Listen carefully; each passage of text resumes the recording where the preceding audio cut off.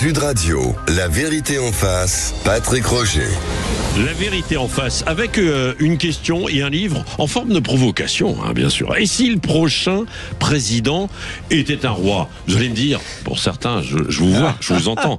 Il y a déjà un roi qui était Emmanuel Macron. Ça, c'est les mauvaises langues qui diront ça, Patrick, on est d'accord. Plaul Melin, donc, et Philippe Viguier des Places. Bonjour à tous les deux. Bonjour. C'est un livre sous forme d'un peu de match entre vous plaidez, bien sûr.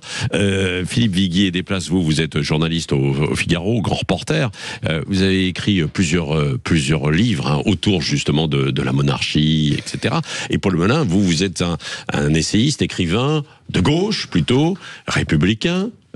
Mais quand même, j'ai vu que vous avez été sensible aux arguments de Philippe Viguier vous allez des faire Places. Plaisir à mon co-auteur. Non, mais c'est vrai. C'est vrai. Alors c'est vrai que dans un débat permanent aujourd'hui sur l'état de la démocratie, il y a ce sujet de la monarchie constitutionnelle, parce qu'on l'avait cru complètement enterré cette question, et il y a quelques-uns qui l'évoquent. D'ailleurs, vous posez cette question, je crois que c'est vous, Plaul Melin. Est-ce que finalement une monarchie constitutionnelle en France, est-ce qu'elle réussirait à contenir la vague populiste qui s'abat sur le pays ces dernières années Oui, c'est une question, je pense, qui est légitime de se poser parce que, et vous le traitez souvent dans vos émissions, il y a en France une défiance extraordinaire vis-à-vis du pouvoir, vis-à-vis du régime. Donc on nous dit que cette 5e République est à bout de souffle, on nous dit que nos institutions ne fonctionnent plus correctement, les Français n'ont plus confiance dans les partis politiques, je refais pas le match pour le coup, mais on voit bien à travers les enquêtes d'opinion toute cette défiance, et la monarchie constitutionnelle est une piste qui n'est jamais explorée. Alors moi, c'est pas le parti que je défends, vous l'avez rappelé dans le livre, moi je suis plutôt le procureur de la République, et mon ami Philippe est plutôt le procureur du roi. Cependant, je pensais que nos désaccords étaient intéressants, et que de nos désaccords sur ces deux formes de régime singulièrement différentes, il pouvait y avoir quelques bonnes idées pour penser et repenser la démocratie qui aujourd'hui souffre d'un certain nombre de lacunes. Voilà pourquoi ce livre, déjà. Mais c'est quoi d'ailleurs une monarchie constitutionnelle? Alors, Philippe Viguier des Places, parce que ça, il faut expliquer les choses. Parce qu'en France, on n'a jamais connu de monarchie constitutionnelle. On a toujours connu des monarchies absolues, des monarchies de droit divin. Il y a eu 1 ou 2 essais de monarchie constitutionnelle au moment de la Restauration et puis sous Louis-Philippe, encore que c'était des monarchies constitutionnelles très limitées. L'essentiel du pouvoir restait dans les mains du roi. Une monarchie constitutionnelle, c'est une monarchie qui est encadrée par une constitution et dans laquelle le souverain est comme un drapeau. C'est un drapeau qui est planté au sommet de l'État, et c'est un drapeau devant lequel on s'incline, c'est un drapeau qu'on respecte. Et c'est là. Et pour répondre à votre question sur le populisme, je crois que la monarchie, enfin le roi dans une monarchie constitutionnelle, il incarne vraiment quelque chose de suffisamment fort pour être respecté. Donc c'est une autorité naturelle sans autoritarisme. Or aujourd'hui dans les républiques, le président de la République, pour qu'il ait de l'autorité, il faut qu'il y ait une forme d'autoritarisme. Dans une monarchie, non. Le roi paraît, on respecte le roi. Il y a une distance naturelle qui se fait vis-à-vis du souverain. Il y a un exemple dans le monde, Philippe Viguier des Places, un exemple dans le monde de monarchie constitutionnelle intéressante. Oui, alors il y en a une qui est très proche de nous, alors il y en a beaucoup, il y en a 11 en Europe. Il y en a une qui est intéressante, c'est la monarchie espagnole. Parce que la monarchie espagnole, précisément, elle s'est imposée peu à peu. Ça n'a pas été une monarchie naturelle dans la mesure où elle a succédé à une dictature. Et quand Juan Carlos succède au général Franco, on ne sait pas exactement de quel régime il va sortir. Donc c'est une monarchie qui est intéressante de ce point de vue-là. Et j'en parlais hier encore quand il y a eu les événements de Péporta. Vous savez, quand il y a eu les inondations. Le roi Felipe, il va au-devant des sinistrés, il se fait injurier, il fait fermer, insulter à Valence, il fait fermer son parapluie de protection, savoir Kevlar, par ses gardes du corps, et il plonge dans la foule. Que fait le chef du gouvernement espagnol qui l'accompagne? Il est, lui, exfiltré et évacué dans une voiture. Et le roi, il va au contact. Et il va en ressortir grandi. Et il faut remettre cette image dans son contexte avec, par exemple, ce qui s'est passé avec le président Macron. Qui a été à Mayotte. Oui. Et quand il y a eu, qui lui a été reçu. Qui lui a été reçu exactement avec les mêmes colibets, mais sauf qu'il parlait à la foule derrière une barrière de sécurité. Même si Emmanuel Macron, il est allé au contact à plusieurs reprises. Oui, il est allé au contact, mais sauf une de ses marques de fabrique. Oui, il est allé au contact, mais sauf que le contact que le président de la République française a, c'est un contact qui est assez agressif, qui est assez conquérant. Le roi, il est allé, il a écouté, il a très peu parlé dans ses échanges, il a écouté, il a pris les gens dans ses bras. Il y avait une dimension un peu paternaliste et qui, je trouve, convient à notre époque. Parce que un des grands avantages de la monarchie, et de la monarchie constitutionnelle, bien entendu, puisque la monarchie constitutionnelle est une institution au service de la démocratie, à la différence de la monarchie absolue, c'est que c'est une monarchie qui crée un apaisement dans la société. Et aujourd'hui, en France, on a besoin d'apaisement. Oui. Et on aurait au moins une personne. Vous savez, quand est-ce qu'on est unis en France? Sur un match de foot. Ouais. Mais c'est tout. Et encore. Il y a débat sur le sujet. Et encore, il y a débat sur le sujet. Mais vous voyez, on n'a pas d'occasion de se rassembler. Ouais. Et le roi, c'est une occasion quotidienne de se rassembler. Ouais. Et la République est fracturée, en fait, aujourd'hui. Vous y tenez quand même. Bien sûr, comme beaucoup, heureusement. Toute notre différence avec Philippe, et c'est aussi ce qui est intéressant dans ce livre, c'est qu'on est fort de nos désaccords. Ouais. C'est que moi, je pense que nul besoin d'un souverain pour ressusciter la Ve République. Je suis un ardent défenseur de la Ve République telle que pensée par Debré et De Gaulle. Je suis un ardent défenseur du suffrage universel direct pour l'élection du président en 1962. Et je pense que l'élection présidentielle a trouvé sa place dans notre République parce qu'elle est un catalyseur de toute la souveraineté populaire, de tout le désir de souveraineté populaire. C'est ce qui crée, et là Philippe a raison, parfois cette animosité contre la figure du chef de l'État, mais c'est aussi ce qui crée une formidable adhésion au chef de l'État, paradoxalement. Bien sûr, il peut y avoir des chefs d'État impopulaires à un moment, mais il y a aussi, et on se souvient par exemple d'Emmanuel Macron, la ferveur qu'il y a eu lorsqu'il a été élu. On peut dire la même chose de François Mitterrand en 81, on peut dire la même chose d'un certain nombre d'autres, de Nicolas Sarkozy par exemple. Et cette ferveur-là, elle peut effectivement retomber parce que, à la différence du monarque, le président de la République a un réel pouvoir d'action. Souvent dans les monarchies européennes que cite Philippe, et d'ailleurs je crois, je parle sous ton contrôle Philippe, mais que dans le livre, Philippe ne propose pas un monarque absolu qui aurait le pouvoir de changer les choses. Le monarque est un espèce de spectateur de la vie politique nationale. D'ailleurs, en Espagne, c'est Pedro Sanchez qui fixe la politique espagnole et non Felipe. Donc, moi, je pense que c'est véritablement le renforcement des pouvoirs du président de la République, l'enjeu de la République, et une dose de démocratie directe avec, vous savez, on avait beaucoup parlé ici même, d'ailleurs, et dans d'autres stations du mouvement des Gilets jaunes, c'était une de leurs doléances, les référendums d'initiative citoyenne, etc. Moi, je crois beaucoup à la démocratie directe comme un moyen de rafraîchir un peu cette République. Alors, pour revenir quand même aussi à la monarchie constitutionnelle, Philippe Viguier-Desplaces, ça veut dire que donc ce n'est pas une monarchie de droit divin, c'est-à-dire c'est pas donc les auditeurs sont en droit de se poser la question là, mais alors comment serait nommé en fait le roi et ensuite la succession, la filiation? Alors le principe d'une monarchie constitutionnelle, c'est le principe d'une monarchie, c'est-à-dire que la fonction suprême s'hérite et donc il y a un facteur d'hérédité. Qui rentre en ligne de compte. Alors, moi, c'est d'ailleurs... On y consacre un chapitre. Alors, on a un chapitre important là-dessus. Et d'ailleurs, c'est un sujet de désaccord avec Paul Melun, parce que moi, je pense que la fonction de chef d'État est devenue tellement complexe, et nos sociétés se sont tellement complexifiées, que je pense qu'il faut une vraie formation. Et je le dis, par exemple, en parlant d'un ancien président de la République qui pensait à devenir président en se rasant le matin. Et je dis donc que... C'est un peu le cas de tous. Voilà, mais je dis que c'est pas une affaire de salle de bain d'être chef de l'État. C'est pas quelque chose comme ça auquel on pense quand on se rase le matin. C'est l'avantage d'une monarchie constitutionnelle, c'est que le prince qui va monter sur le trône, il est formé dès son plus jeune âge.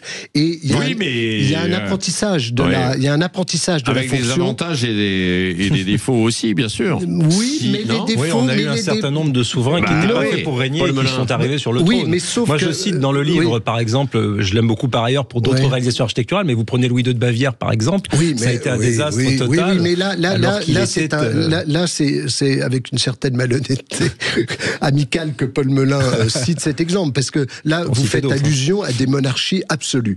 Dans les monarchies constitutionnelles modernes, même si on a des souverains, qui sont un peu faibles, il en ressort toujours une qualité. Et une fois, la reine de Danemark m'avait dit, parlant du roi Albert II des Belges, elle m'avait dit, mais regardez comme il est devenu un grand roi alors que c'était un prince playboy. Et le fait que, vous voyez, la fonction fait le roi. À la différence de la République, où la fonction ne fait jamais le président. On l'a vu avec François Hollande. Et il n'y a pas une automaticité. Ça, c'est parce que Philippe n'aime pas les socialistes. Non, mais je pourrais citer d'autres chefs d'État. Non, mais ce qui est intéressant aussi, c'est que il y en a certains qui y pensent quand même. Emmanuel Macron, le roi n'est plus là. Alors ça, c'était votre livre commence par cet extrait, une interview qui est extraordinaire. Qui date d'avant l'élection en 2015.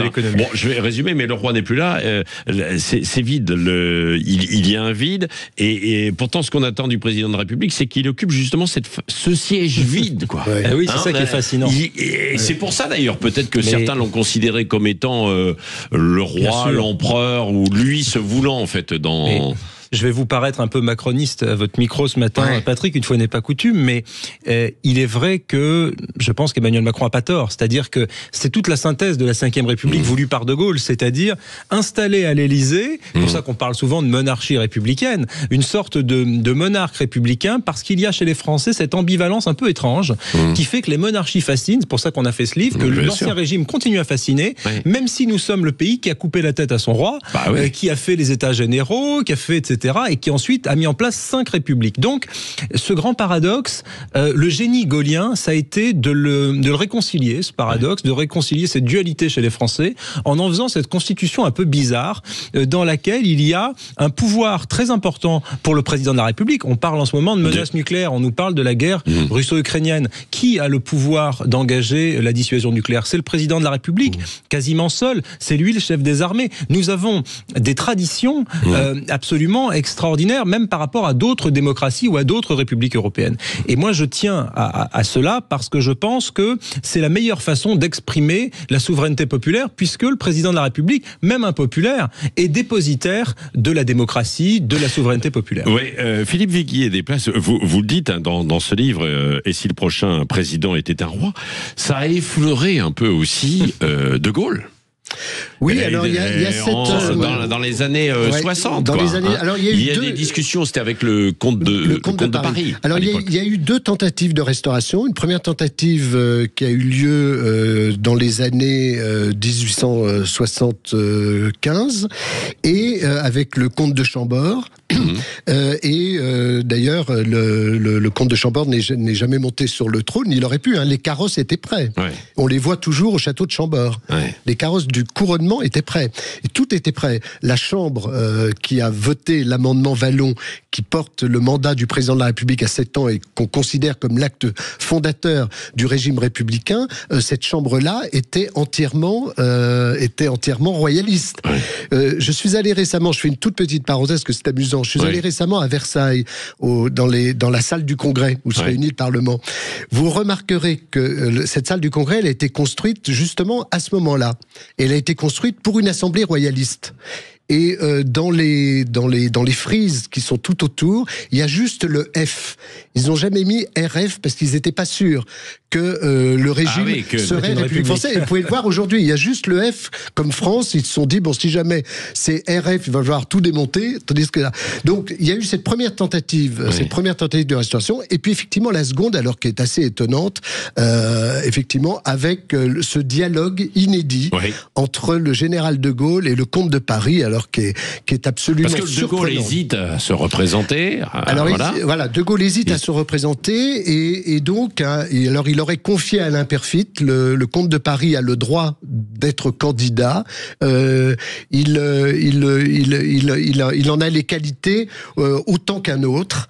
Et puis il a quand même ajouté cette petite phrase, mais de là à le soutenir, c'est une autre histoire. Après, il y a quand même toute une correspondance qui est absolument incroyable entre le général de Gaulle, avec une déférence du général de Gaulle, où quand il écrit au prince, il lui met votre Altesse royale avec un V majuscule. Il y a une déférence qui est surprenante pour un président de la République face à un prétendant. Il faut savoir aussi que le comte de Paris, que quand le général de Gaulle est né, la monarchie s'était éteinte 20 ans avant. Juste avant. Donc ça veut dire que ses parents ont vécu sous la monarchie. Donc il y avait, je pense, c'était un militaire aussi. Donc il y avait une tradition de déférence vis-à-vis du prince. Oui, moi j'attribue plus d'ailleurs la déférence vis-à-vis du prince, du général de Gaulle, au fait que je pense que de Gaulle voyait dans le monarque une forme dans le prétendant au trône, une forme de continuation finalement de la France. C'est-à-dire de Gaulle était un Français, un patriote, quelqu'un qui était pénétré par l'histoire de France. Donc il ne pouvait pas rayer d'un trait de plume l'ancien régime. Et donc, à mon avis, il y a de cela. Ça faisait pas forcément de lui un monarchiste. Mais ce qui est très intéressant aussi, c'est qu'effectivement, aujourd'hui, beaucoup, notamment à gauche, quand vous écoutez Jean-Luc Mélenchon ou autres, font commencer l'histoire de France à 1789. Nous, avec Philippe, sommes en désaccord sur l'idée de restauration de la monarchie, mais nous sommes d'accord sur un point, c'est que l'histoire de France ne commence pas en 1789 et qu'on ne peut pas rayer l'ancien régime d'un trait de plume. Et j'ajouterais, parce que je voudrais citer une phrase qu'on rapporte dans le livre du général de Gaulle, qui date du 27 décembre 1969. Donc quand le général de Gaulle a quitté le pouvoir. Je voudrais vous répéter de quel prix incomparable ont été pour moi, au long de ma mission nationale, votre approbation et votre soutien. En ce qui me concerne, le terme est venu. Vous, monseigneur, demeurez intact, clairvoyant et permanent, comme l'est et doit le rester pour la France, ce que vous personnifiez de suprême dans son destin. C'est extraordinaire.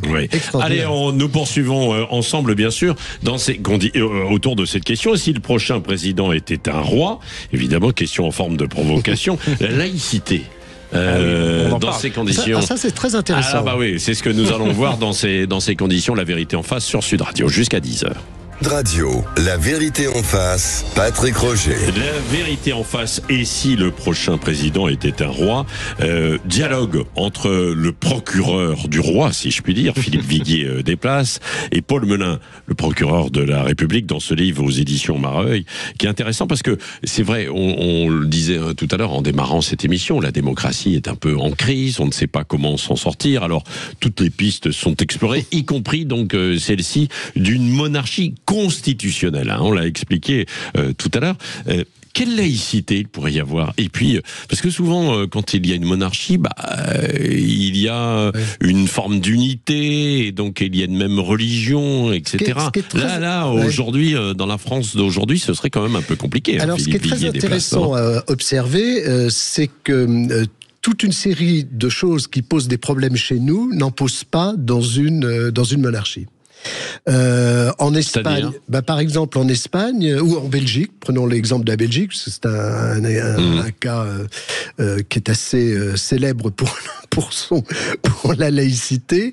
En Belgique, le roi va à la messe. La fête nationale est inaugurée par une grande cérémonie religieuse à la cathédrale de Bruxelles. En Espagne, les rois catholiques, qui ne le sont plus beaucoup, sont également des monarques qui pratiquent, qui sont accueillis dans les églises sous un dais royal, etc. Et ça ne pose de problème à personne.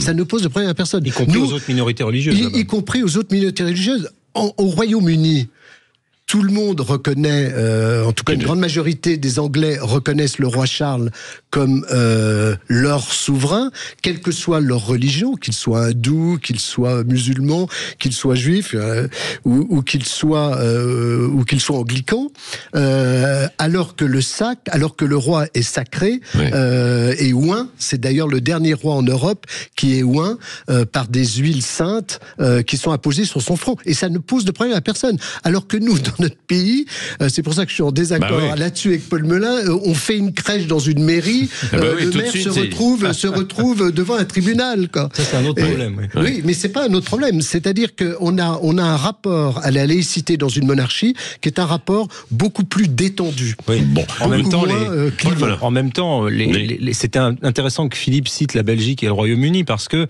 les problèmes communautaires dans ces deux pays sont fantastiquement énormes. Vous voyez, finalement, ça n'arrange rien. Non, selon moi, en tout cas, ça n'a pas de vocation à être une solution face aux grands défis contemporains. Je ne dis pas que la laïcité à la française est parfaite, loin de là. Cependant, je la vis quand même comme une protection face à l'entrisme islamique notamment, au communautarisme, etc. Et je pense que quand vous regardez aujourd'hui... On irait vers une nouvelle guerre des religions. Ce dont j'aurais peur, moi, effectivement, et c'est pour ça que je donne la contradiction à Philippe, c'est qu'aujourd'hui, la France est un pays qui n'est pas multiculturaliste dans son ADN, puisque nous avons notre laïcité, mais qu'un certain nombre de communautés religieuses ne seraient, à mon avis, pas très enclins à laisser un monarque chrétien, sachant que la France a déjà la difficulté à assumer ses racines chrétiennes. Vous savez, il y a déjà ce débat, même si on est en République, Philippe parlait des crèches, c'est vrai, on a déjà du mal à assumer cela. Je crois que c'était Emmanuel Macron qui avait à des obsèques commencé à prendre pour, vous savez, pour bénir le cercueil, et puis il s'est ravisé quand il a compris qu'il allait faire un signe de croix, il a remis le truc dans sa poche, alors que Madame Macron l'a fait. Mais parce que si le président de la République bénit un cercueil, tout de suite en France, ça devient un psychodrame national. Donc c'est vrai qu'il y a cette complexité-là en République laïque. Moi je pense qu'il faut l'assumer, mais qu'en tout cas, une monarchie ne serait pas de nature à réconcilier davantage et à apprécier, vous savez, ce terme un peu à la mode, davantage de vivre ensemble entre les religions en France. Mais quand par exemple, dans une monarchie constitutionnelle, le roi reste un rempart, et même si on sent le pays se dénaturer, ou si on sent l'âme du pays se déliter, il y a toujours quand même cette figure du souverain qui fait le lien entre la tradition du pays, entre le passé du pays et son avenir. C'est véritablement un rempart. Et en cela, je trouve que... Imaginez qu'en France, par exemple, un jour, ce soit un président de la République d'origine musulmane c'est le cas au Royaume-Uni avec Sadiq Khan, qui soit le maire de Londres. Mais est-ce que pour autant, on a le sentiment au Royaume-Uni que le Royaume-Uni a basculé... Un peu par endroit. Oui, mais ça c'est parce que vous y jetez un regard polémique. Mais dans la réalité, je crois pas. Justement, il y a ce rempart. Et c'est ça, moi, qui me plaît dans la monarchie constitutionnelle. Oui, mais en Belgique, il n'est pas vraiment rempart. Il y a des tribunaux islamiques. Quand même. Au Royaume-Uni, il y a des tribunaux islamiques. Les Belges se sentent... Oui, mais les Belges se sentent toujours belges. Et il n'y aurait plus le roi, à ce moment-là. Effectivement, il y aurait un vrai problème d'identité. Le roi est le garant de l'identité. Ça, c'est vraiment très important. Je crois que ça suffit pas, malheureusement, en Belgique. Quand on voit... Il y a eu pour le coup la une du Figaro Magazine le week-end dernier sur justement l'entrisme islamique, l'islamisation du pays. L'islamisation du pays. Moi j'y suis allé il n'y a pas très longtemps. Vous vous promenez à Molenbeek, vous comprenez bien que la vocation patriotique du roi ne suffit malheureusement pas. Peut-être y contribue-t-elle, mais elle ne suffit pas à faire une nation homogène. Oui, et Philippe Viguier Desplaces, dernière question, peut-être si le prochain président était un roi, question en forme de provocation dans votre livre avec Paul Melun, évidemment. Il faut l'incarner. Il faut, non, mais ça, c'est la question. La grosse question, c'est l'incarnation. C'est la première question que m'a posée Paul Melun quand on a commencé à écrire ce livre. Qui? Un roi, d'accord, mais lequel? Et je lui ai dit... Un roi ou une reine. Voilà, oui. et je lui ai dit, pour une fois, on ne va pas commencer par la fin. C'est-à-dire que, généralement, quand on parle de monarchie en France, on s'étripe sur celui qui va le mieux l'incarner. Alors, pour répondre à votre question, il y a 3 prétendants qui sont plus ou moins légitimes. Le premier, c'est le comte de Paris, donc qui est actuellement là, le petit-fils du comte de Paris, du général de Gaulle, pour faire court. Oui, on voyait, parce qu'il y avait eu ces contacts, il a failli être candidat à la présidentielle en 65. Et qui est un arrière-petit-fils du roi Louis-Philippe. Dernier roi des Français. Et qui a toujours incarné une certaine légitimité de la monarchie française. Après, il y a le duc d'Anjou, qui est le descendant, qui est l'aîné de tous les Bourbons. C'est-à-dire même l'aîné des Bourbons qui règnent sur l'Espagne, puisqu'il y a encore des Bourbons qui règnent dans le monde, ils règnent sur l'Espagne. Donc le duc d'Anjou, mais lui, il habite à Madrid, il a épousé une Vénézuélienne et il vient parfois à Paris, mais disons qu'il est quand même beaucoup moins connecté, connecté à la société française. Et puis le troisième, il faut pas l'oublier non plus, c'est le prince Napoléon, qui, j'allais dire, est peut-être le plus brillant d'entre les 3, puisqu'il a fait Harvard, HEC, il est trader à Londres. Prince Napoléon. Oui, le prince Napoléon, qui descend d'un des frères de Napoléon, qui est le chef de la famille impériale, qui a une 40aine d'années, qui est très beau, et dont la mère est une Bourbon. Donc, en fait, il ferait un peu la synthèse. Voilà, la synthèse entre les deux dynasties. On va suivre ça.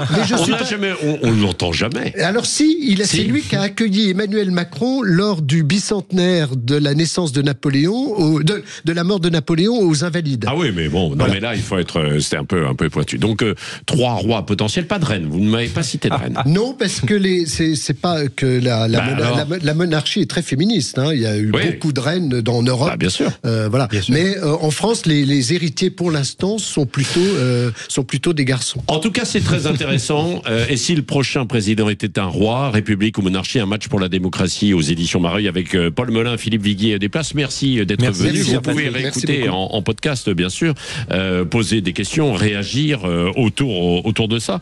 Je trouve en tout cas que ça a le mérite de poser un sujet au moment où on se pose beaucoup de questions autour de notre démocratie qui est en crise, quoi. Merci d'être venu ce matin au micro de Sud Radio. Dans un instant, nous allons nous interroger avec Gilles Gansman. Je vais remplacer Valérie Expert. Elle est un petit peu souffrante, elle n'a plus de voix. Je vous dis tout, ce matin, elle n'a plus de voix. Donc, je vais rester avec Gilles Gansman pour les débats et notamment dans la partie média. Très intéressant. Une enquête qui va passer qui est diffusée sur France 5. Covid, le secret des origines. D'où vient le Covid? Très intéressant. Vous verrez, Chinois, Américains ont une responsabilité, forcément. On voit ça dans un instant.